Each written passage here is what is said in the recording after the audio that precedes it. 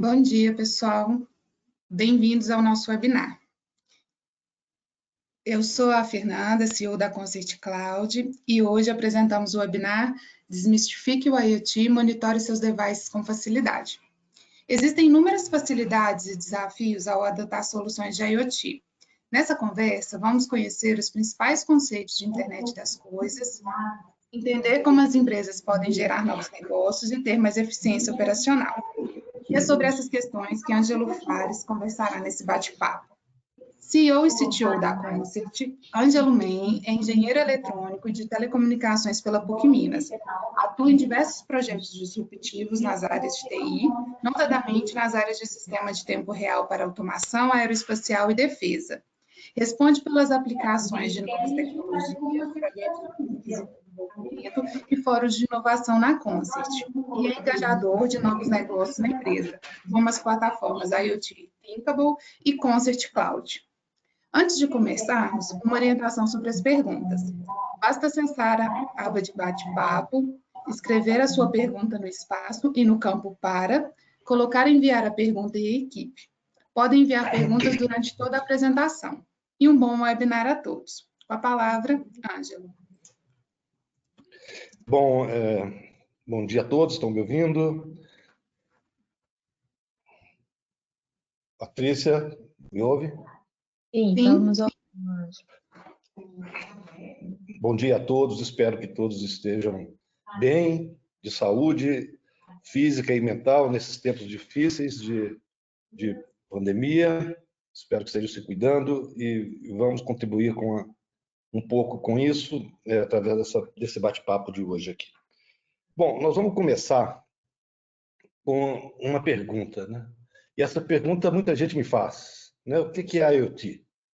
IoT é o tipo da coisa que muita gente acha que quer dizer, existem diversas explicações ou definições de IoT, né? Que em geral as pessoas perguntam, e vamos tentar achar uma base comum sobre a qual a gente possa conversar e entender o que é IoT. De uma certa maneira, a internet das coisas é uma espécie de reencarnação de algo que já conhecemos, né? Vamos imaginar, quem de vocês aí não reconhece esses cenários aí de automação, né? Uma planta industrial, fabricação de automóveis, né? Com vários robôs, demonstrando um altíssimo grau de automação, né? Ou seja, máquinas operando sob controle de software, fazendo a montagem de um carro. Uma outra está aí à direita, nessa outra imagem, muito mais tangível para quem não é da área da indústria, quer dizer, uma situação de self-checkout em um supermercado, que agora está cada vez mais comum, e outros similares. Ou mesmo na nossa casa, né? Muitos aí, adeptos de home automation, sabem muito bem que com automação se pode controlar remotamente os dispositivos, né? Os appliances que tem na sua casa. Da mesma maneira que a automação é algo que eu acho que todos conseguem entender com facilidade, ou já terem vivenciado, eu penso também que telemetria é algo que, de uma certa maneira, já está no dia a dia das pessoas. Ninguém se espanta mais, né? Ao ver um monitoramento de uma pessoa ou de um equipamento, né? O caso típico aqui do astronauta lá na estação espacial, ou de um processo complicado, né? Telemetria também é uma coisa que nós, de uma maneira geral, já estamos acostumados com esse conceito, né? da palavra, quer dizer, medir remotamente, né? É isso que é o conceito da telemetria. E um outro conceito que é importante para se entender a acepção do termo internet das coisas, ou IoT, como fica mais fácil falar, né? O telecontrole. Todos nós temos algum conhecimento de telecontrole, desde uma coisa muito simples, como um portão de garagem automatizado que você aciona com um pequeno controle remoto na sua mão, até um veículo aéreo não tripulado, né? Ou VANT, ou como se diz, um veículo que é completamente controlado remotamente, não tem ninguém dentro desse avião aqui, né? E ele está fazendo uma missão complexa, né? E talvez o mais espetacular de todos, né? seja isso aqui que eu chamo de a selfie mais cara feita pela humanidade, né? Esse é o rover Curiosity, que tirou uma foto de si mesmo e enviou para a NASA, e a NASA divulgou essa foto. Quer dizer, aí tem uma tremenda quantidade de telecontrole, e isso eu acho que todos aqui que estão participando desse webinar conseguem reconhecer nessas 3 disciplinas que eu falei aí, coisas que já são realidades, né? E esse feito gigantesco aí envolve, como eu disse, as diversas disciplinas que nós falamos até agora, né? Só que em escalas, obviamente, diferentes, né? Uma coisa é você controlar um portão de garagem a poucos metros de distância, e a outra é você controlar um veículo a dezenas de milhares, centenas de milhares de quilômetros, né? Bom, então o que é IoT, afinal, né?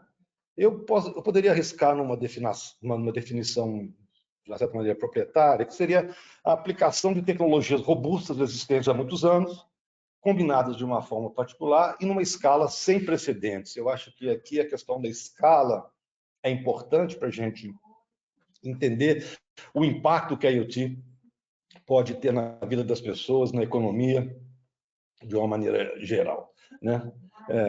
Então, essa e por que se chama IoT, né? Por que se chama IoT, se é basicamente a mesma coisa? Porque, assim como um arranjo inovador de microeletrônica, telecomunicações, TCP/IP e o World Wide Web inventado lá pelo Tim Berners-Lee, lá no CERN, na Suíça, com uma aplicação que não tinha nada a ver com o que a gente usa hoje. Quer dizer, a internet também vamos dizer assim, é composta de blocos de construção, de building blocks, né? Como eu mencionei aqui, sem a microeletrônica, sem as telecomunicações, sem o protocolo TCP/IP, sem a invenção do www, você não teria internet, né?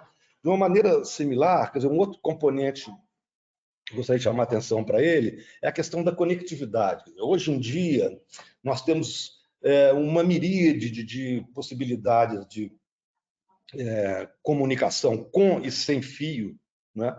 Que a gente já experiencia, já vive no nosso dia a dia, desde a conexão do nosso fone de ouvido via Bluetooth, né? Os nossos computadores ligados em rede sem fio ou com fio, ou mesmo para quem já está mais vamos dizer assim, mais avançado aí nas questões de comunicação de machine to machine, protocolos ou padrões como LoRa, né, para comunicação. Então, a oferta de redes de acesso, né, a existência da internet e a existência de coisas que ficaram habilitadas pela microeletrônica, né, e pela conectividade, pela internet, é que cria o universo de onde a gente está, o universo que a gente está convencionando chamar de IoT. Isso é muito interessante, isso lembra uma frase do grande Isaac Newton, né, que diz: só vi além dos outros se vi além dos outros é porque me apoiei sobre os ombros de gigantes. Então, a IoT está apoiada também sobre os ombros de gigantes, né? A internet, a conectividade, as tecnologias de telecomunicação, né, que provê a conectividade, microeletrônica e outras tecnologias que fazem as coisas poderem ser automatizadas, poderem ter algum nível de inteligência, mesmo que um nível pequeno, né? Então, a IoT é a confluência, eu diria, desses 3 domínios aí, da internet, da conectividade e das coisas com algum grau de inteligência. Então, se você tomar cada um desses espaços aí, características e funções diferenciadas, você vai ter o que se chama internet das coisas, né? E é algo com um impacto gigantesco, né? Quer dizer, potencialmente você pode ter tudo conectado, né? Isso vai gerar uma tremenda quantidade, já está gerando uma tremenda quantidade de dados, né? O famoso Big Data, o que demanda por análise, por analíticos de tempo real, né? E se há uma coisa que há consenso entre todos os analistas de mercado é que o mercado para IoT é gigantesco, né? O que varia é o tamanho dos números, mas todos são grandes, né? Então, eu acho que até aqui, nessa apresentação, nesse slide, nós chegamos a uma resposta razoável para o que é IoT, do ponto de vista tecnológico, né? Então, recapitulando, é a junção de várias tecnologias que, por sua vez, são também junções de outras tecnologias, e essas coisas combinadas de uma determinada maneira criam esse universo que se chama IoT, que tem o potencial de transformar as nossas vidas, né? Para do ponto de vista do negócio, né, é preciso entender também o que vem a ser o IoT, né?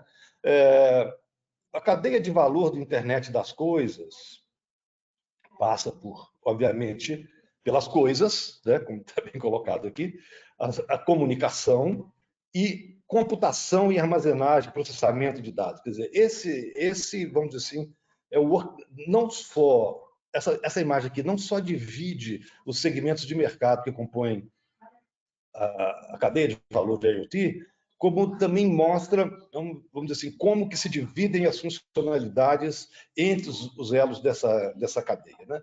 E pode ser observado que todos os grandes agentes ou players de mercado, de tecnologia, estão se posicionando aí, né? Seja na fabricação de dispositivos, de chips, ou mesmo soluções já empacotadas de hardware com software embarcado, né? Todos os gigantes de comunicação, aí eu estou citando apenas alguns, se posicionam também como um elo dessa cadeia na área de comunicação.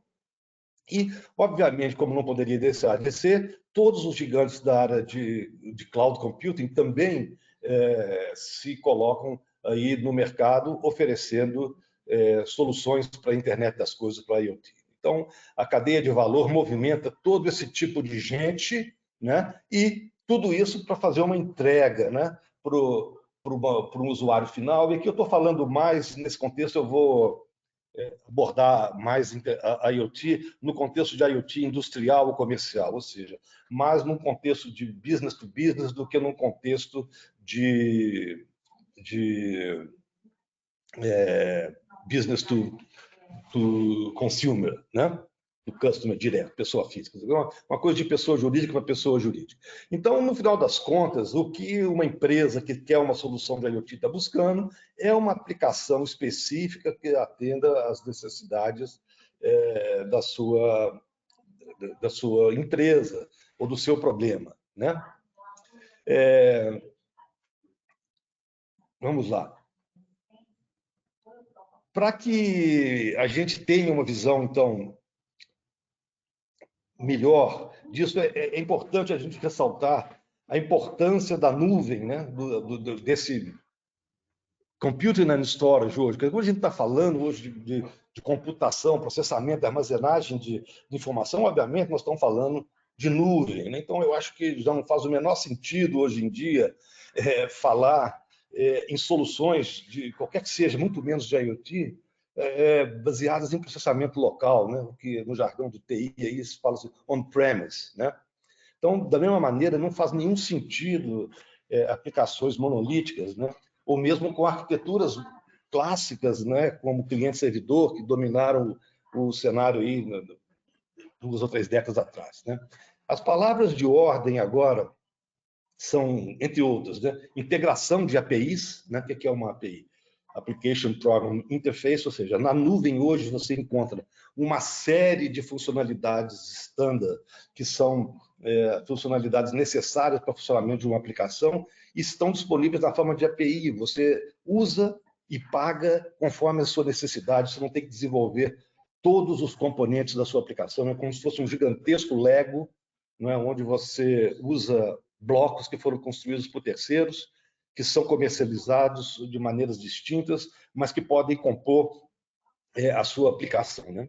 Da mesma maneira, evoluções tecnológicas importantes ao longo da história da internet, né? Nós já estamos lá na internet pelo menos 3.0, dependendo como se queira contar isso, quer dizer, o surgimento de um padrão único para funcionamento dos browsers, que é a chamada a linguagem HTML5, quer dizer, faz com que a interface de toda e qualquer aplicação, inclusive as de IoT, essa interface aconteça dentro do seu browser. Você não tem que instalar praticamente nada, praticamente não, você não tem que instalar literalmente nada no seu computador para você ter uma aplicação, para ter acesso a uma aplicação, como a gente faz corriqueiramente hoje, em termos de home banking ou acesso a aplicativos, né, de uma maneira geral, né? E atrás desta grande desenvolvimento da tecnologia de nuvem, de cloud, né, vem também um novo conceito de engenharia de software, de engenharia das aplicações, que se chama DevOps. Eu acho que muitos de vocês já devem ter ouvido falar disso, que é o conceito do desenvolvimento contínuo.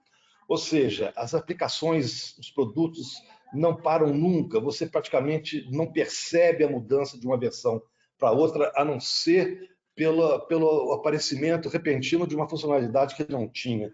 Eu gosto muito de citar o caso do WhatsApp, porque todos aí se lembram e todos usam, né? Eu duvido que tenha alguém aí que não use o WhatsApp. O WhatsApp começou como uma simples ferramenta de transferência de mensagem de texto, pouca coisa melhor do que o velho SMS que era fornecido pelas companhias de telefonia móvel, né? Aos poucos ele ganhou possibilidade de mandar imagem, voz, enfim, hoje é uma plataforma de comunicação completa, de multimídia, e que você viu crescer, não teve que passar por nenhum treinamento, porque as coisas foram aparecendo para você e você foi se acostumando com elas, né? E isso só é possível através dessa técnica de desenvolvimento contínuo que eu falei. Isso só é possível porque também praticamente não há nada instalado no seu telefone. O app que você instala é uma coisa muito simples e pequena, e a entrega contínua está presente. E qual que é a conclusão disso tudo? Por que abraçar a nuvem, né? Porque uma aplicação feita em nuvem, ela permite que você se concentre no seu business case, como se diz aí, né? nas suas regras de negócio, naquilo que você domina certamente como dono ou gestor de algum negócio, de uma certa maneira, fazendo uma abstração de toda a tecnologia envolvida na construção daquela sua aplicação, né?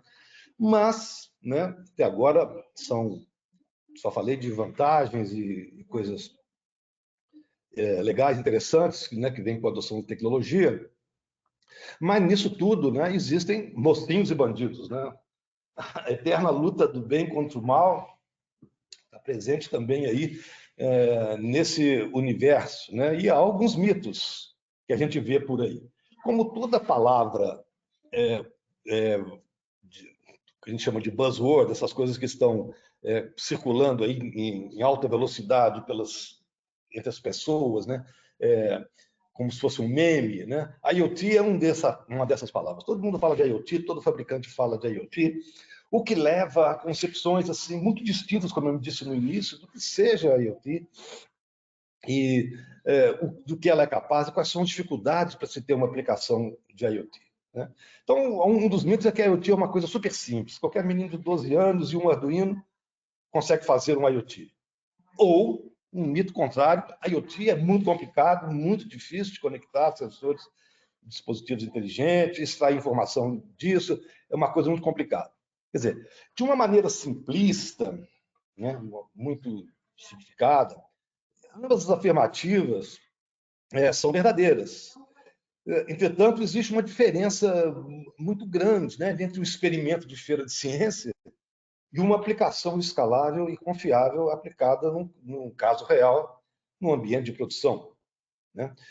De uma forma mais realista, eu diria que o mais adequado ao jargão de negócio, existe uma enorme diferença entre uma prova de conceito, né? Todo mundo chama de POC, né? E uma aplicação lançada em larga escala, com muitos dispositivos e requisitos de alta disponibilidade. Quer dizer, isso é uma coisa que eu falei lá no início, a grande característica que diferencia, vamos dizer assim, a IoT de outros tipos de aplicações que estão no nosso mundo, né? É a questão que os devices são numerosos, e são muito mais numerosos que as pessoas, né? Eu posso dizer que é comum uma pessoa ter mais do que um smartphone, por exemplo, né?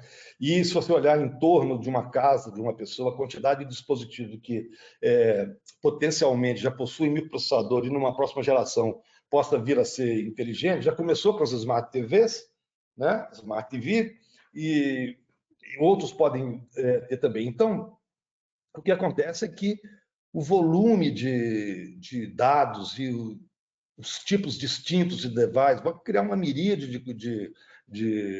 vamos dizer assim, de possibilidades que realmente traz alguma complexidade. Quer dizer, eu continuo dizendo, continua ainda a ser relativamente simples você fazer uma prova de conceito, mas ainda é um desafio interessante transformar essa prova de conceito numa aplicação real e com um crescente número de dispositivos conectados e com alta disponibilidade, né?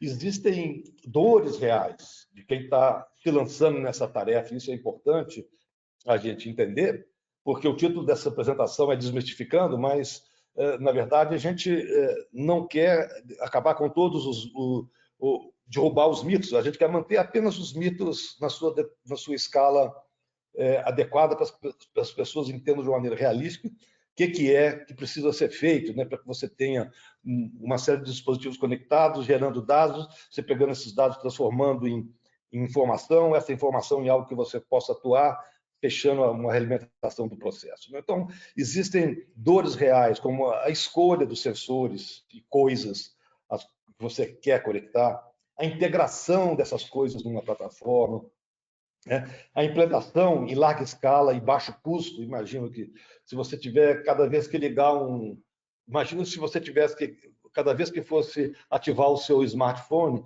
tivesse que entrar em contato com um técnico do fabricante, da Samsung, da LG ou da Apple, para que o cara viesse na sua casa e instalar para você uma aplicação,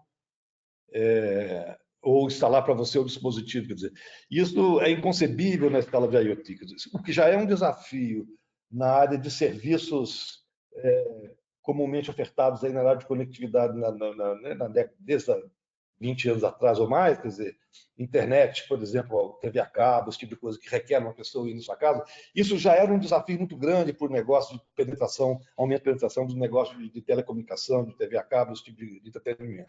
Então, existem mocinhos e bandidos, existem mitos que são falsos, existem mitos que têm um fundamento, né? E, portanto, é importante que a gente mantenha isso sob perspectiva para a gente não adotar uma abordagem muito ingênua e encantar o nosso cliente com uma prova de conceito e não conseguir fazer uma entrega. Isso é um risco que as pessoas têm que estar muito conscientes dela. E, de fato, se você olhar são 2 slides de um estudo do Gartner que a gente tem acesso, porque você é associado ao Gartner. Uma pesquisa que eles fizeram no ano de 2018, se não me engano, é recente, ela foi publicada em 2019, quer dizer, se você olhar as barreiras de sucesso, né, barreiras ao sucesso da implantação de IoT, você verá que as questões de custo estão... Em primeiro lugar, estão as questões de segurança, mas eu gosto, depois eu faço uma observação sobre isso. Em segundo lugar, estão a questão dos custos. Em terceiro lugar, a falta dos skills necessários, das habilidades para fazer isso, e depois vem outros que são igualmente importantes, como a dificuldade de identificar quais são os benefícios reais do seu negócio na adoção de IoT, né? E quais são vamos dizer assim, as questões regulatórias envolvidas que podem também criar uma dificuldade ou uma barreira para a implantação disso aí. Então, isso aqui são os bandidos dessa questão. E, de fato, eles observaram o Gartner observou nesse estudo que a complexidade tecnológica e das questões envolvidas, né, no desenvolvimento, no deployment de qualquer aplicação de IoT, faz com que 80% das provas de conceito, proof of concept, né, não cheguem ao mercado. Quer dizer, chegar ao mercado seriam etapas mais avançadas de maior adoção, né? E a ponto de chegar a entregar um resultado de negócio que é o que todos querem. Ninguém quer fazer IoT para IoT. Todo mundo quer fazer IoT para poder trazer algum benefício, né, para o seu negócio. E, obviamente, essas complexidades criam essa dificuldade. Então, isso é um ponto importante a observar, né? Ele não pode falar de IoT sem falar desse tipo de questão, né? Mas a gente tem que pensar que essas dificuldades elas podem ser, devem ser mitigadas, né, com a adoção de tecnologias novas, com a adoção de práticas novas, né? Então, é importante dizer alô ao novo, né? Então, se a gente pensar num contexto mais geral, esquemático aqui, do que é uma aplicação de IoT industrial, de novo, gente, eu estou focando mais na IoT industrial, como eu disse, industrial e comercial, que endereçam aquelas aplicações B2B, né? É claro que existem outros grandes mercados ou cortes desse mercado que têm a ver com as aplicações B2C, né? Mas, então, os dados começam em algum lugar, ou numa planta industrial, numa planta de energia, ou num conjunto de sensores espalhados em algum lugar, ou num prédio, ou mesmo espalhados pela cidade. Isso, de uma maneira geral, né, acessa aquele elo de comunicação, né, através de... Não importa a tecnologia, sempre vai existir, na maior parte dos casos, uma tecnologia de comunicação adequada para fazer essa conexão. E isso, ou os dados vêm direto dos dispositivos, ou eles vêm de uma coleção de dados de tempo real, já de alguma maneira tratadas por alguma base de dados empresarial, né? E isso chega na nuvem. E quando fala chegou na nuvem, a gente tende a fazer uma tremenda abstração e pôs na nuvem está tudo resolvido. Bem, não é exatamente assim, né? A nuvem tem camadas, vamos dizer assim, clássicas, né? Que tem a ver, inclusive, da forma como ela evoluiu, né? A nuvem evoluiu primeiro como uma forma de oferecer infraestrutura como serviço, ou seja, servidores, roteadores, isso tudo instalado fora dos prédios dos usuários, né? E isso aí oferecido na forma de serviço, na forma de OPEX, em vez de CAPEX, ou seja, a pessoa pode alugar uma infraestrutura, né? Na sequência, a organização, a orquestração dessa infraestrutura vieram a plataforma como serviço, onde você já tem, vamos dizer assim, uma série de serviços, como eu mencionei lá atrás, que permitem fazer a gestão dessa infraestrutura. Plataformas as a service é como se fosse o sistema operacional da nuvem, né? Também como serviço, você não tem que se preocupar com isso. De forma que, se você é um desenvolvedor, você tem que se preocupar em fazer o seu software, que vai rodar em cima, né? Que vai se apoiar no ombro desses gigantes que, como diria Newton, não teria o software as a service se não tivesse essas camadas aqui. E eu sou daqueles que acham que existe ainda uma outra camada a colocar por cima disso, porque o desenvolvimento de software, ainda que seja a oferta dele seja como serviço, o desenvolvimento de software ainda é um trabalho para desenvolvedores muito qualificados e muito caros, é trabalho para analistas, para engenheiros de software, para testadores, para programadores, um time de desenvolvimento de verdade. Entretanto, no domínio da internet das coisas, né, sobretudo no domínio da internet das coisas industriais, eu poderia dizer que existem um conjunto de funcionalidades, né, que são funcionalidades requeridas por todas, ou se não todas, a grande maioria das aplicações de IoT industrial, ou de internet das coisas para indústria e comércio, né? Esses grandes blocos, que eu digo que são comuns a todos, um deles é a gestão de ativos.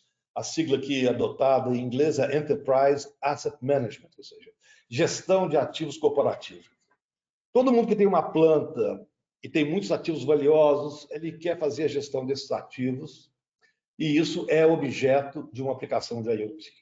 Saber quem operou, quem está operando aquele dispositivo, quanto aquele dispositivo produziu, quando foi feita a última manutenção, quando ele vai estar tecnicamente depreciado e, portanto, mais sensível a ocorrer falhas nesse dispositivo. Quer dizer, isso tudo são funções que a gente categoriza como funções de gestão de ativos corporativos, né? O Enterprise Asset Management.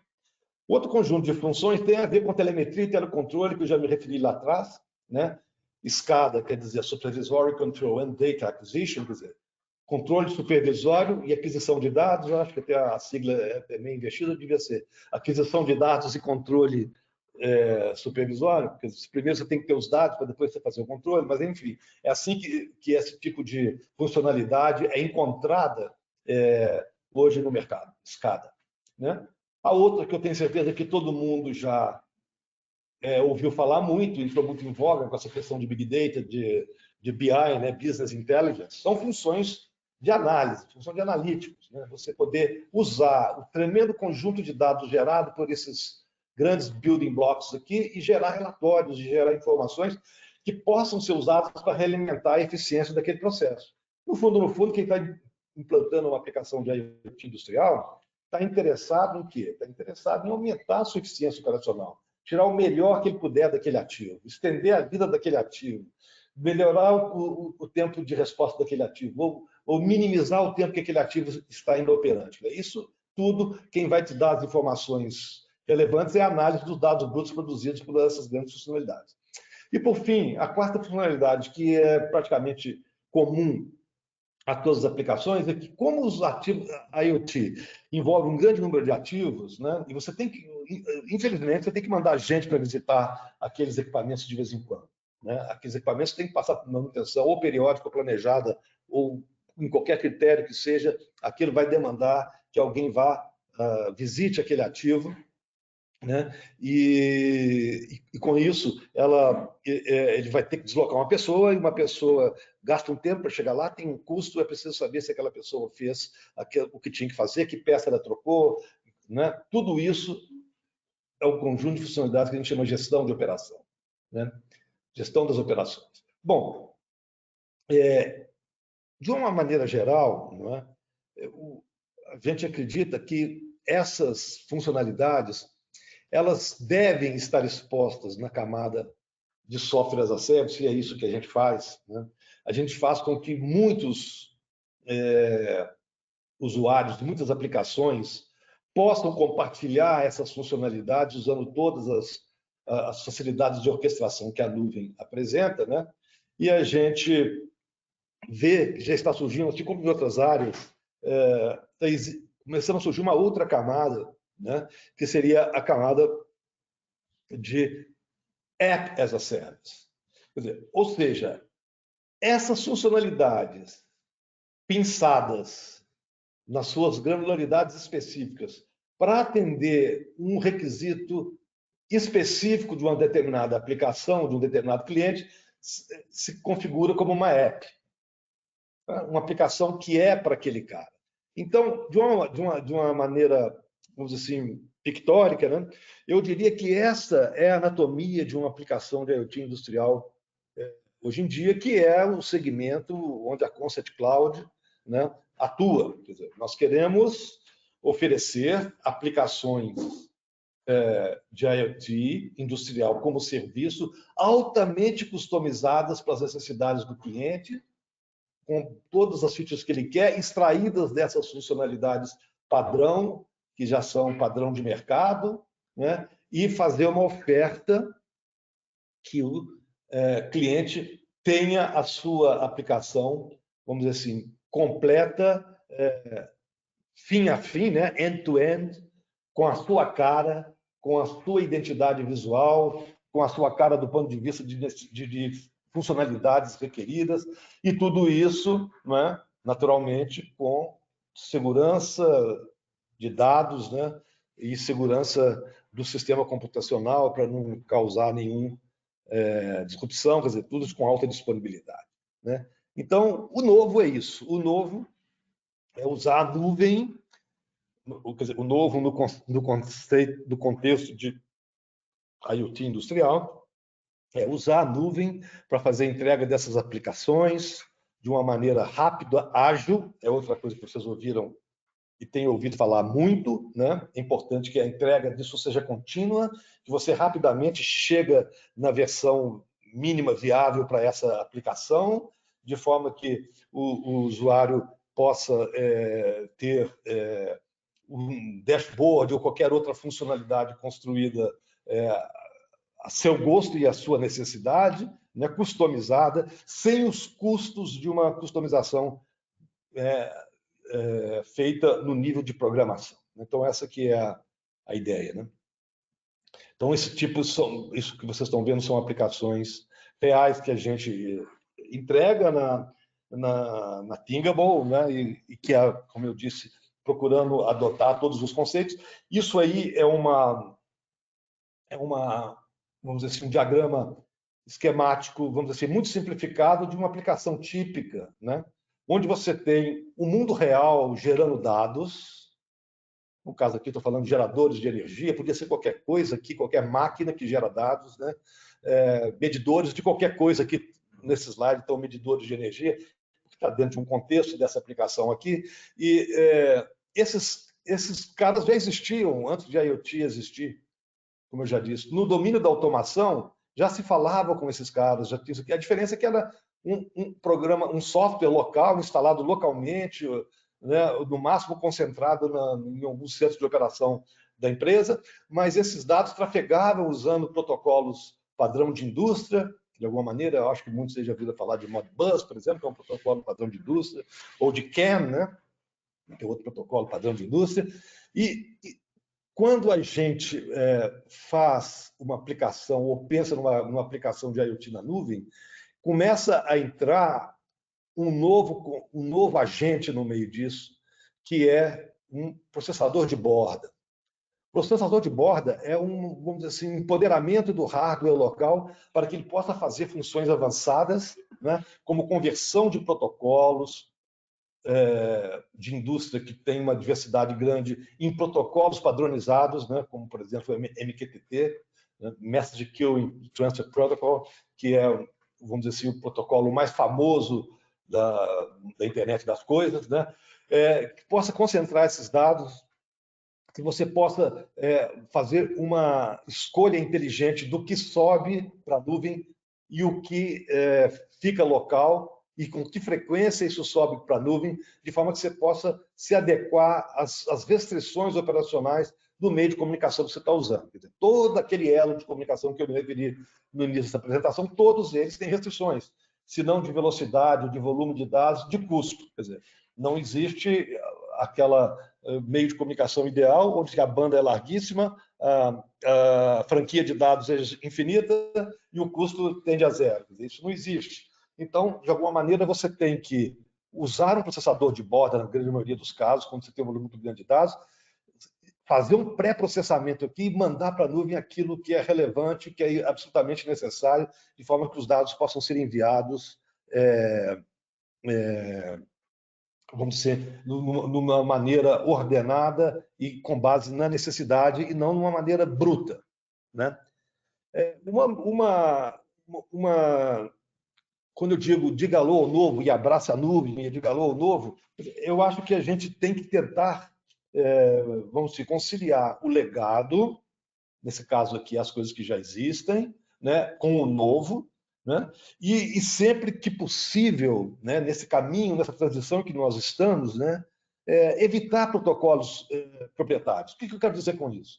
Ao invés de fazer uma conexão, tentar tunelar um protocolo Modbus sobre uma conexão de GSM, para que esse dado bruto chegue à nuvem e depois a sua gestão da aplicação, é melhor você conter esse protocolo proprietário ou legado nesse processador de borda e daqui para frente você já está moderno.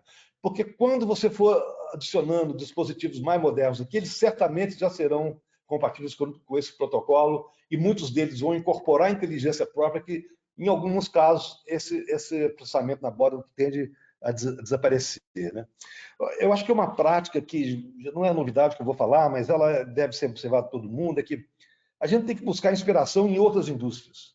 Muitas vezes a gente fica dentro da nossa caixa, né? Se você é da área de automação industrial, você fica pensando nos protocolos padrão de indústria que você conhece. Se você é da energia elétrica, está falando em EC 870, 501, não sei o quê, DNP 3.0, 2.0, sei lá que diabo que está isso hoje.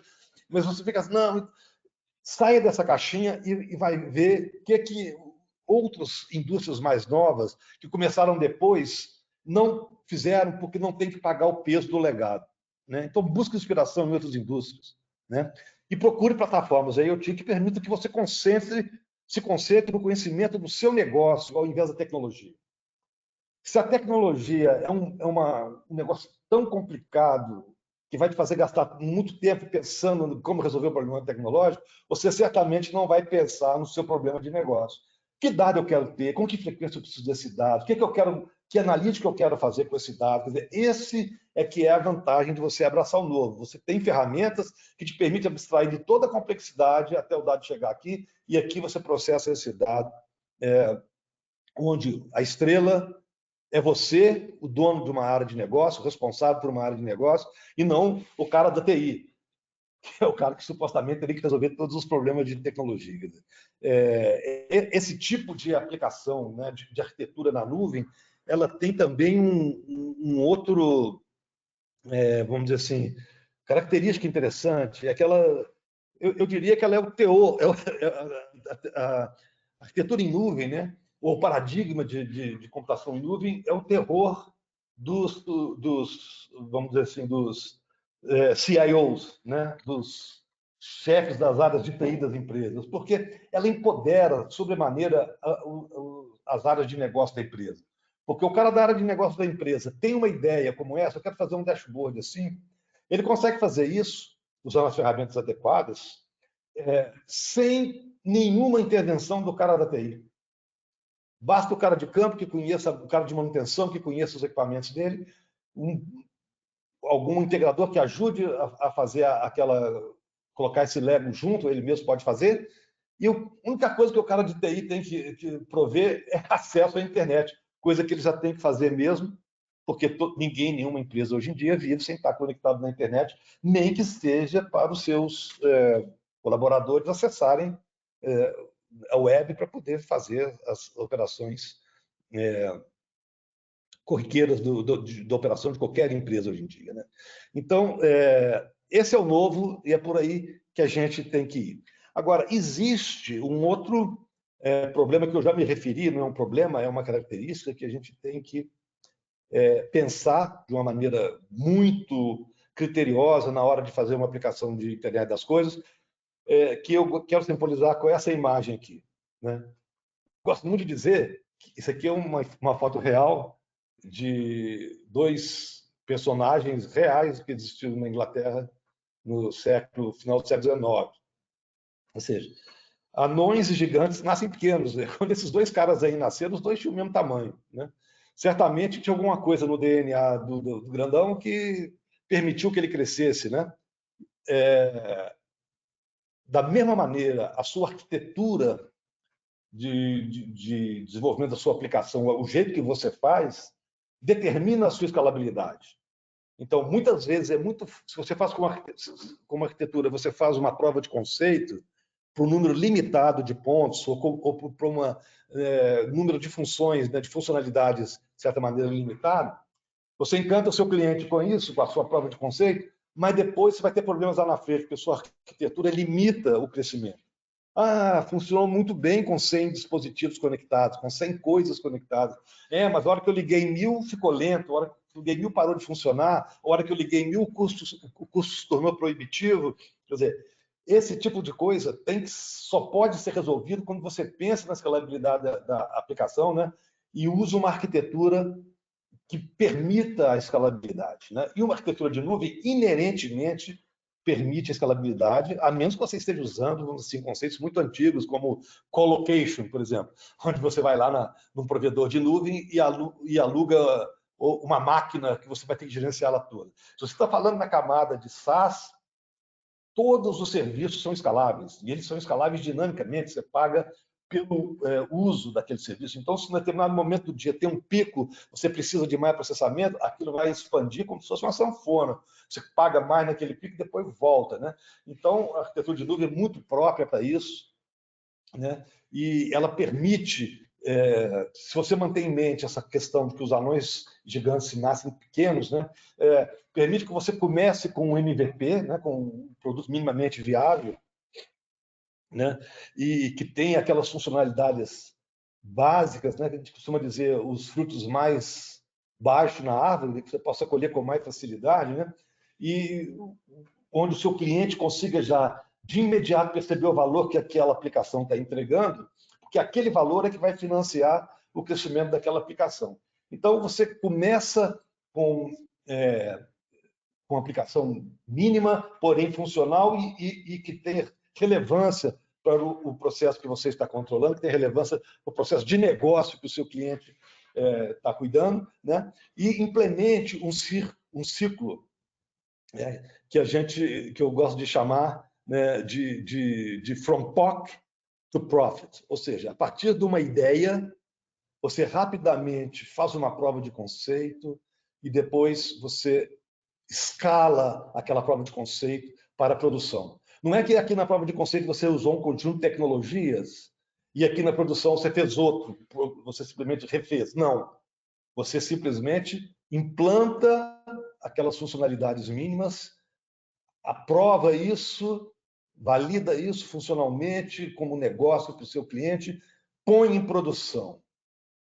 O fato do negócio entrar em produção, você começa a receber, você como provedor daquela solução, isso vai gerar novas ideias que serão novamente testadas e novamente colocadas em produção. Quer dizer, este aqui, em outras palavras, é o ciclo do DevOps aplicado às regras de negócio ou às funcionalidades que você quer colocar. E para você fazer isso, você precisa de ter meios que permitam exercitar esse ciclo sem muita complicação, né?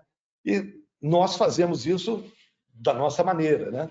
A Concert Cloud usa a plataforma Thingable, que provê ferramentas de um ambiente em nuvem que habilita os integradores, ou mesmo provedores de serviço, ou mesmo clientes que tenham conhecimento técnico, né?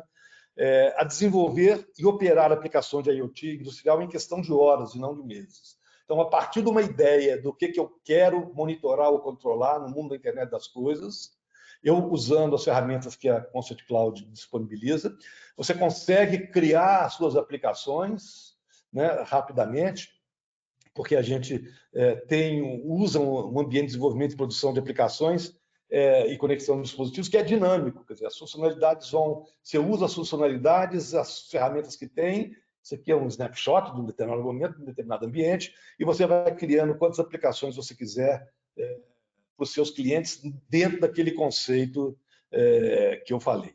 Bom, eu acho que eu já falei muito, nem sei quanto tempo eu falei aqui, mas eu acho que a gente teria que passar aqui agora para as perguntas, né? Era isso basicamente. Mesmo. Bom, agora vamos a algumas perguntas. Dentro do contexto de cidades inteligentes, quais necessidades podem ser endereçadas para ontem com as tecnologias já disponíveis e quais as necessidades serão endereçadas em um futuro próximo? Olha, cidades inteligentes é um caso típico de necessidade de internet das coisas, né? Eu acho que tudo o que tem a ver com monitoramento para as áreas operacionais e de segurança são funcionalidades que são possíveis de fazer hoje com um investimento razoável. Então, eu citaria algumas, como, por exemplo, gestão de iluminação pública. Quer dizer, todos sabem que não há aí, nos que estão nos ouvindo aqui, que não tenha visto uma lâmpada acesa de dia num poste ou uma lâmpada apagada à noite, quando deveria estar acesa, né? Isso tudo é feito porque não há nenhum monitoramento, não há nenhum nível de controle, automação das coisas naquele controlador da lâmpada. Aquele é algo standalone, sozinho ali, que liga quando ele acha que tem que ligar, quando ele acha que é noite, e desliga quando ele acha que é dia. Isso causa um grande prejuízo para todos nós, porque a taxa de luz, em última instância, nós pagamos as nossas prefeituras, onde quer que moremos, né? E a IoT pode ser aplicada hoje, já existe a tecnologia, já existe lâmpadas de LED para iluminação pública, inclusive dimerizáveis, né, que você pode reduzir a alimentação, o grau de iluminação em função da ocupação da rua, né? Se não tem ninguém na rua, você dimeriza. Se aparece uma pessoa, um sensor de presença vai dizer que tem uma pessoa, vai aumentar a iluminação daquela pessoa transitar, e você vai poder saber quanto que gastou aquela lâmpada, você vai poder auditar a conta, você, que eu digo, é a prefeitura, vai poder auditar a conta que o concessionário de energia cobra pela iluminação pública, e assim vai. Da mesma maneira, semáforos inteligentes é outra coisa que tem muito a ganhar vamos dizer assim, com a disseminação da internet das coisas, porque, de uma maneira geral, quer dizer, essa aplicação de semáforos, ela já vem de décadas tentando se automatizar, sempre esbarrando nos mesmos problemas. Eu acho que a parte de iluminação pública também, ou seja, um dos grandes problemas é que cada aplicação que você queria lançar nesse conceito de cidades inteligentes, né, em prol do município, da municipalidade ou em prol do consumidor, cada aplicação que você pensasse requeria uma infraestrutura própria para atender aquela coisa. Em outras palavras, se eu quero fazer um semáforo inteligente, eu vou ter que, então, montar uma infraestrutura de comunicação para semáforo inteligente, vou ter que montar um aplicativo para semáforo inteligente do zero e vou ter que manter aquele stack tecnológico todo para isso. A mesma coisa para a iluminação pública. Com a IoT, não. Como os protocolos terem a ser padronizados, estão se padronizando, o que vai acontecer? Já estão começando a existir infraestruturas de comunicação dedicada à internet das coisas. Então, uma cidade que queira fazer, um município que queira aplicar o conceito de cidade inteligente, vai poder usar essa infraestrutura que vai estar existindo, permeando toda a cidade, vai poder criar, acoplar essa infraestrutura de comunicação, o semáforo, o sensor de presença, a câmara de segurança, né, a luminária de iluminação pública, né, levar isso tudo para um grande centro de operação e vai poder, vamos dizer assim, otimizar esses recursos. Então, eu acho que isso aí é o hoje, já dá para fazer hoje, e já tem gente fazendo hoje, né? Funções mais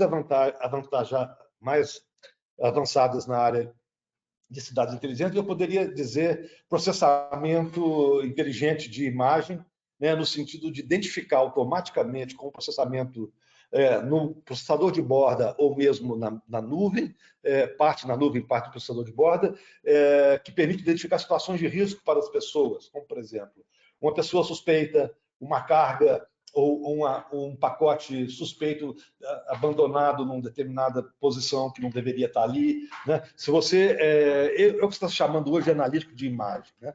Você, através da infraestrutura de IoT, você coleta essa informação, seja ela o que for, se for na forma de uma imagem, você vai poder, então, processar aquilo, identificar aquela cena, dizer, não, opa, isso aqui é uma cena conflituosa, e chamar a atenção de um agente de segurança, por exemplo. Isso são aplicações que, em maior ou menor grau, já estão sendo feitas aí no mundo das cidades inteligentes. Ok. A gente recebeu várias perguntas, eu vou fazer mais uma, só para a gente não ultrapassar muito tempo, e depois nós nos comprometemos a enviar as respostas para cada uma dessas perguntas por e-mail, tá bom? O Jorge Lira pergunta, como você encara a questão da segurança dos dados e do controle remoto dos processos, especialmente em plantas críticas? Excelente pergunta. Eu devia ter falado disso atrás, essa pergunta é realmente muito oportuna. Mesmo porque ela aparece lá, né, naquele estudo do Gartner, como uma das preocupações, não é isso? O que eu acho? Eu acho que isso aí na verdade, é uma não questão. E eu respondo por quê. Porque se não fosse possível fazer transações seguras e garantir a segurança dos dados, a privacidade das pessoas e, sobretudo, a segurança dos dados, não existiria, talvez, aquilo que é a mais abrangente, o mais abrangente em termos de usuários e crítica à aplicação hoje em dia, não necessariamente da área de IoT, mas na área de automação, no caso comercial, automação bancária, que é o home banking. Imagina se não houvesse segurança suficiente para você fazer uma transação segura, de passar um TED, ou de consultar seu saldo, de fazer. Quer dizer, as camadas de segurança, o que eu digo, o que eu costumo dizer para quem, com muita razão, levanta essa questão de segurança de infraestruturas críticas no mundo de internet das coisas, eu diria que esta questão de segurança ela está sendo puxada não só para a IoT. Não vai ter um protocolo de segurança para a IoT. Entendeu? Pode ter, no máximo, um checklist de segurança para a IoT. Por quê? Porque vamos dizer assim, o serviço, a infraestrutura necessária para prover segurança está sendo puxada por toda a indústria de TI. Como eu disse, a indústria de bancos, a indústria bancária, quer dizer, puxou isso fortemente e isso hoje está presente. Né? Hoje você assina digitalmente um documento que tem valor contratual. Em que isso é muito diferente de você garantir a segurança de que alguém não vai invadir sua planta e dar um comando que possa destruir a sua máquina? Em nada. É a mesma coisa. Então, segurança é uma preocupação, porque ela realmente é clássica, mas eu queria dizer uma palavrinha sobre segurança, para a gente não transformar a segurança num mito, e sim numa realidade. A gente está vendo o que é que mito faz aí hoje em dia. Né?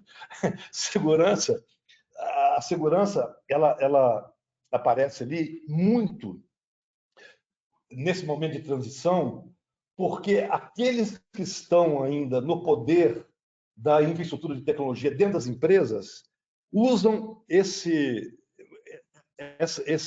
ameaça como algo que mantém o seu poder. Eu vou explicar. Se você, como gerente de uma área de negócio, você tem uma ideia nova, quer fazer uma aplicação de IoT, você resolve contratar a Concert Cloud para fazer isso para você, e vai ser tudo na nuvem, onde é que está o poder do cara de TI? Ele vai falar assim, dá para fazer assim, mas aí eu não garanto a segurança, né? Aí você, né, volta. Quando você volta um pouco e, né, recolhe seu ímpeto, né, de agente de negócio, você está empoderando aquele cara. Então, é por isso que essa questão de segurança ela é ainda muito enfatizada. Mas segurança é uma coisa que nos tempos que vão vindo, vai estar intrínseca. Vai estar intrínseca, porque senão não vai existir nada que a gente está falando hoje. O que a gente está falando que vai existir no futuro próximo já começa a existir hoje. Não vai existir veículo autônomo, não vai existir nada. Então, por exemplo, a infraestrutura que vai dar segurança, já dá segurança para que um Tesla exerça a sua função de autodrive, né, de dirigir sozinho, né, é a mesma tecnologia de segurança que vai garantir que a sua planta não vai ser invadida, porque um veículo Tesla nada mais é que uma planta, nada mais é que um iPhone sobre rodas que está sujeito a ser invadido, e não é, e não pode ser. E por essa razão é que eu acho que a IoT não tem que temer isso. É lógico, tem que tomar os cuidados, tem que aplicar as boas práticas, né, para que você possa ter paz e dormir sossegado, né, em relação a isso aí. Ângelo, vamos responder só mais uma, porque veio algumas perguntas bem relacionadas a esse tema, e aí a gente encerra, tá bom? Configurar milhares de dispositivos é trabalhoso e complicado. O que você poderia comentar a respeito de reconhecimento automático de dispositivos ou configuração automática? Excelente pergunta também. Né? Dentro das funcionalidades que uma boa plataforma de IoT tem que ter, ela tem que ter exatamente essa função de, vamos dizer assim, onboarding automático do dispositivo. Isso que está aí na tela agora é um belo exemplo de como deve funcionar. Né? Como é que a gente da Concert Cloud vê essa questão? Um dispositivo que vai ser aplicado, né, vai ser usado numa aplicação de IoT industrial, ele tem que sair da caixa com um barcode como esse aí, um código de barras, né, um QR Code desse aí. Falei barcode, um QR Code. Esse QR Code vai conter todas as informações, como o número de série, a quem pertence aquele dispositivo, ou todas informações que permitem identificar aquilo unicamente. Ao cliente pegar seu celular e tirar uma foto desse barcode, aquele dispositivo tem que ser configurado com um toque. Este é a única forma economicamente viável de você fazer isso. Qualquer outra forma de configuração manual não vai ser viável, porque todas as aplicações de IoT tendem a ter milhares, se não dezenas de milhares ou centenas de milhares de dispositivos conectados. Imagina se você for gastar mais do que o estritamente necessário para tirar da caixa e ligar. Você vai tornar aquilo inviável. Imagina, se vai um técnico de TI ou um eletricista no campo fazer essa instalação e depois tem que ir uma outra pessoa para habilitar e configurar aquele dispositivo, esquece.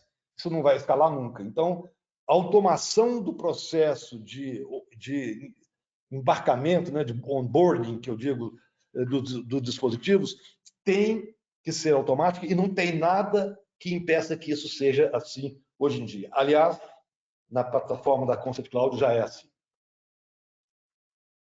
Ok. Eu gostaria de agradecer a participação de todos. Fica aqui na tela o contato do Ângelo e da Concept Cloud. Nós estamos à disposição para conversar e pensar soluções que possam ajudar a cada um de vocês. Eu gostaria também que vocês enviassem o feedback. Amanhã vocês vão receber a gravação do evento e uma pesquisa sobre esse webinar. E a participação é muito importante para que a gente possa sempre melhorar o conteúdo, para que ele seja sempre positivo para todo mundo. E durante a semana nós vamos enviar as respostas das perguntas que foram feitas, ok? Sigam a Concept Cloud no LinkedIn para saber todas as nossas novidades e estender esse debate além do webinar. Vamos juntos desmistificar o uso de IoT. Obrigada, Ângelo, pela presença e obrigada a todos. E eu queria agradecer a presença de todos. Eu acho que eu me estendi um pouco mais do que o programado, mas permaneço aqui à disposição em todos os meus dados e foi um prazer ter a oportunidade de falar com vocês. Agradeço essa atividade de hoje. E se cuidem, um abraço.